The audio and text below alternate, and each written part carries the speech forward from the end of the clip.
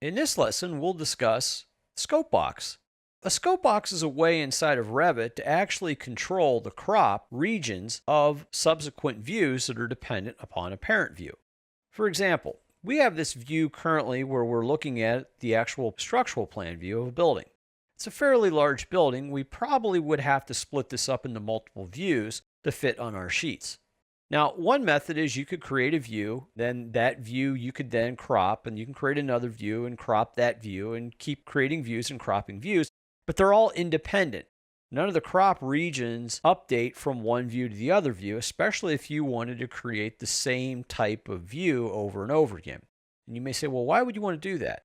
Well, when you place these views on sheets, you can only place a view on one sheet. You can't reuse that view to another sheet. You have to duplicate it. So you would be recreating or duplicating a view, duplicating the crop box, and they may or may not be exactly the same.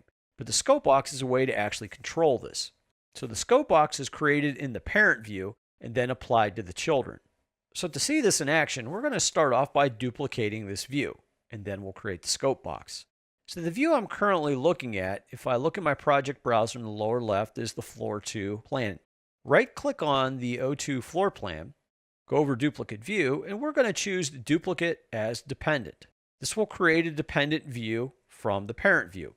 And just looking at it now, it looks exactly the same. Let's go back to the parent view, O2 Floor. Just double-click it. Now, let's create the scope box.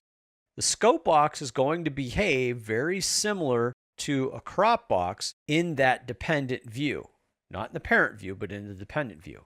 So to create the scope box, let's go to the View tab on the ribbon.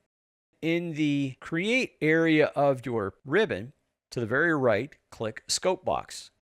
Now the scope box is going to be very similar to drawing a rectangle in what it's asking you to do right now. Basically going to click a point that defines one corner of a rectangle and drag your mouse and define the other corner. So I'm going to use this to generate a rectangular shape around the north wing of this building. So move your mouse to where you see my mouse on the screen.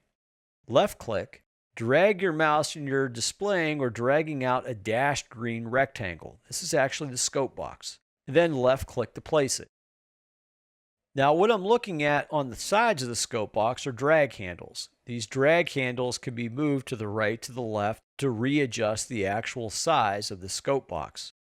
The other thing you want to do is change the name of the scope box to a specific area, region, or wing of whatever you're looking at. So in this example here, I could type in maybe North Wing for my name of the scope box and then click Apply. Now to deselect the scope box, just click in the white background within the Revit window. So within this view right now, the primary view, the scope box really doesn't do anything. It's just a way of setting the framework of what you want to see wherever the scope box is applied. Now to see how this works, let's go to that dependent view we created. In the project browser in the lower left, double-click on O2 Floor Dependent 1. Now you see the scope box here, but it's not applied. To apply the scope box, which now becomes a crop in the dependent view, you have to do that from the Property menu. So in the Properties of this view, scroll all the way down almost to the bottom, right below the crop area, and you're going to see an option for Scope Box. Right now it says None. If you click None, in the drop-down will be that scope box you created, and whatever you named it. In this case, I named mine North Wing. So I'm going to click North Wing. Once I click North Wing, click Apply, and what happens now is this view is cropped by that scope box. Now this can be applied to multiple views. So let's say we create another duplicate view. Let's go back to the main floor plan, O2 Floor. Right click on O2 Floor, click Duplicate View, Duplicate as a Dependent. Now it creates another dependent view, Dependent 2. Again, let's look at the property in the property box for this Dependent 2 view. Change the scope box here to North Wing and apply it. This view is also cropped in the same place using the same crop box or scope box. Now you can adjust the scope box back in the parent view, which will then subsequently adjust in the children view.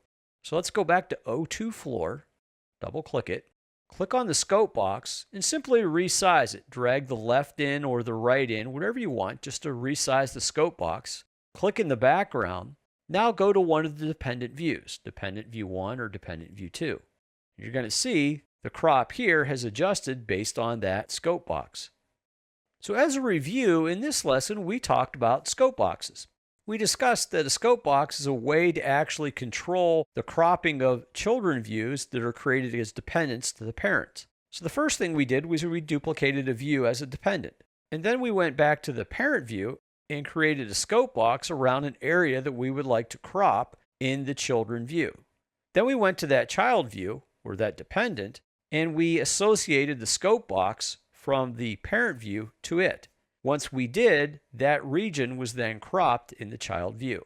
And then lastly, we went in and modified that scope box in the parent view, and we got to see how that crop actually modified as well in the child view.